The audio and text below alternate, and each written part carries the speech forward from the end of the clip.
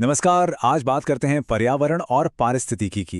एक ऐसी दुनिया जो हमें चारों तरफ से घेरे हुए है, लेकिन जिसके बारे में हम शायद उतना सोचते नहीं। और ये सिर्फ एग्जाम में पास होने वाला टॉपिक नहीं है, बल्कि ये हमारे अपने होने की कहानी है। तो चलिए इसी कहानी को जरा और करीब से समझते हैं। सवाल सुनने में थोड़ा अजीब लग सकता है ना कि भाई हिमालय का एक टाइगर और शहर का एक छोटा सा गार्डन, इनका आपस में क्या लेना देना। लेकिन यकीन मानिए, पारिस्थितिकी यानी इकोलॉजी का पूरा सार इसी सवाल में छिपा है। ये हमें दिखाती है कि प्रकृति में हर चीज, चाहे वो कितनी भी दूर क्यों ना हो, एक अनदेखे धागे से बंधी हुई है। आज हम इसी कनेक्शन को समझने की कोशिश करेंगे। तो इस कनेक्शन को समझने के लिए सबसे पहले कुछ बेसिक बातें जाननी होंगी, वो नियम जिन पर हमारा ये कमाल का ग्रह टिका हुआ है। तो इकोलॉजी है क्या? ये सीधी सी भाषा में ये वो साइंस है जो हमें बताती है कि जीव जंतु और उनका आसपास का माहौल आपस में कैसे रहते हैं, कैसे एक दूसरे पर असर डालते हैं। ये शब्द सबसे पहले अर्नस्ट हैकल ने दिया था और भारत में इसे लोगों तक पहुंचाने का काम किया डॉक्टर रामदेव मिश्रा ने, जिन्हें फादर ऑफ इंडियन इकोलॉजी भी कहा जाता है। अच्छा, तो जब ये जीव और उनका माहौल एक साथ मिलकर एक सिस्टम की तरह काम करते हैं तो उसे हम कहते हैं इकोसिस्टम या पारिस्थितिकी तंत्र। अब ये एक जंगल या झील जैसा नेचुरल भी हो सकता है, या फिर किसी के घर में रखा एक्वेरियम जैसा आर्टिफिशियल भी। सबसे जरूरी बात यह है कि ये सब मिलकर एक लाइफ साइकिल को चलाते हैं। हर इकोसिस्टम में आप देखिए दो तरह की चीजें होती हैं। एक तरफ है बायोटिक या जैविक कंपोनेंट्स, यानी सारी जिंदा चीजें जैसे पेड़ पौधे, जानवर, यहां तक कि छोटे छोटे बैक्टीरिया भी। और दूसरी तरफ है एबायोटिक या अजैविक कंपोनेंट्स, यानी बेजान चीजें जैसे पानी, हवा, मिट्टी, तापमान। किसी भी इकोसिस्टम की सेहत इन्हीं दोनों के बैलेंस पर टिकी होती है। तो सवाल यह है कि ये बायोटिक और एबायोटिक चीजें आपस में जुड़ी कैसे रहती हैं? इसका जवाब है एनर्जी फ्लो, यानी ऊर्जा के बहाव से। चलिए देखते हैं कि जिंदगी को चलाने वाली ये एनर्जी एक जीव से दूसरे तक पहुंचती कैसे है। इसे समझने का सबसे आसान तरीका है फूड चेन या खाद्य श्रृंखला। इसकी शुरुआत होती है प्रोड्यूसर से, जैसे घास जो सूरज की रोशनी से एनर्जी बनाती है। फिर आता है प्राइमरी कंज्यूमर, मान लीजिए एक हिरण जो घास खाकर एनर्जी लेता है। और फिर आता है टर्शरी कंज्यूमर, जैसे एक शेर जो हिरण को खाकर वही एनर्जी हासिल करता है। ये एनर्जी का एक सीधा सा रास्ता है। लेकिन असल में प्रकृति इतनी सीधी नहीं है, ये बहुत ज्यादा कॉम्प्लेक्स है। एक जीव कई अलग अलग चीजें खाता है और उसे भी कई दूसरे जीव खा सकते हैं।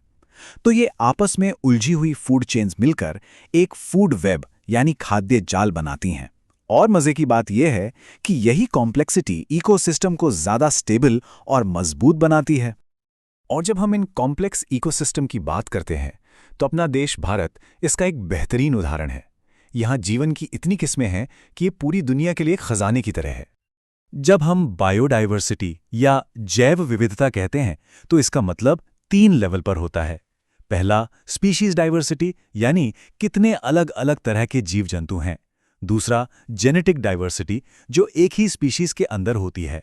और तीसरा इकोलॉजिकल डाइवर्सिटी, मतलब जंगल, रेगिस्तान, पहाड़ जैसे कितने तरह के इकोसिस्टम मौजूद हैं। और इस मामले में भारत एक मेगा बायोडाइवर्स देश है। सोचिए, दुनिया के 4 बड़े बायोडाइवर्सिटी हॉटस्पॉट्स हमारे यहाँ हैं। वेस्टर्न घाट से लेकर हिमालय तक, सुंदरबन के मैंग्रोव जंगलों से लेकर अंडमान के द्वीपों तक, हर जगह जिंदगी का एक अलग ही अनोखा रूप देखने को मिलता है। तो अब सवाल उठता है कि इस कीमती डाइवर्सिटी को बचाते कैसे हैं? इसके 2 मेन तरीके हैं। एक है इन सिटू कंजर्वेशन, जहां जानवरों और पौधों को उनके अपने घर में यानी नेचुरल हैबिटेट में ही प्रोटेक्ट किया जाता है, जैसे किसी नेशनल पार्क में। और दूसरा है एक्स सिटू कंजर्वेशन, जहां उन्हें उनके नेचुरल माहौल से बाहर ले जाकर सुरक्षित रखा जाता है, जैसे किसी जू या सीड बैंक में। लेकिन एक कड़वी सच्चाई ये भी है कि हमारी ये खूबसूरत दुनिया और इसकी अनमोल डाइवर्सिटी आज बहुत बड़े खतरे में है। चलिए अब उन चुनौतियों पर एक नजर डालते हैं जो हमारे ग्रह पर जबरदस्त दबाव डाल रही हैं। प्रदूषण यानी पॉल्यूशन आज की शायद सबसे बड़ी समस्याओं में से एक है। चाहे वो गाड़ियों और फैक्ट्रियों से होने वाला एयर पोल्यूशन हो, नदियों में छोड़े गए केमिकल से होने वाला वाटर पोल्यूशन हो, या फिर खेतों में कीटनाशकों से होने वाला सॉइल पोल्यूशन। इन सब का हमारी सेहत और पर्यावरण पर बहुत बुरा असर पड़ रहा है। और पोल्यूशन से ही जुड़ी एक और बहुत बड़ी चुनौती है क्लाइमेट चेंज। और इसकी जड़ में एक बहुत ही ज़रूरी सवाल है जो अक्सर एग्जाम्स में भी आता है। ये ग्रीन हाउस गैसें आखिर हैं क्या? इसका जवाब कुछ खास गैसों में छिपा है। कार्बन डाइऑक्साइड, मीथेन और नाइट्रस ऑक्साइड। ये गैसें हमारे वायुमंडल में एक अनदेखे कंबल की तरह काम करती हैं। ये सूरज की गर्मी को सोख तो लेती हैं, लेकिन उसे वापस स्पेस में जाने से रोकती हैं। नतीजा, हमारी पृथ्वी लगातार गर्म होती जा रही है और इसी असर को हम ग्लोबल वार्मिंग कहते हैं। इन सब चुनौतियों को देखकर मन में सवाल आता है कि क्या इसके लिए कुछ किया भी जा रहा है? जी हां, बिल्कुल। अब हम उन कानून और संस्थाओं पर नजर डालेंगे जो हमारे पर्यावरण को बचाने के लिए बनाई गई हैं। भारत ने पर्यावरण को बचाने के लिए एक मजबूत कानूनी ढांचा तैयार किया है। 1972 के वाइल्ड लाइफ प्रोटेक्शन एक्ट से लेकर 2002 के बायोडायवर्सिटी एक्ट तक ये कानून हमारे नेचुरल रिसोर्सेज को बचाने के लिए एक सॉलिड बेस देते हैं। और इन कानूनों को लागू करवाने के लिए नेशनल और इंटरनेशनल दोनों लेवल पर संस्थाएं काम कर रही हैं। जैसे भारत में सेंट्रल पोल्यूशन कंट्रोल बोर्ड यानी CPCB पोल्यूशन पर नजर रखता है, तो वहीं IUCN और UNEP जैसी इंटरनेशनल संस्थाएं पूरी दुनिया के लिए नीतियां बनाती हैं। तो हमारे पास कानून हैं, संस्थाएं हैं और जानकारी भी है। लेकिन इन सबके बावजूद सबसे बड़ा सवाल आज भी अपनी जगह पे खड़ा है।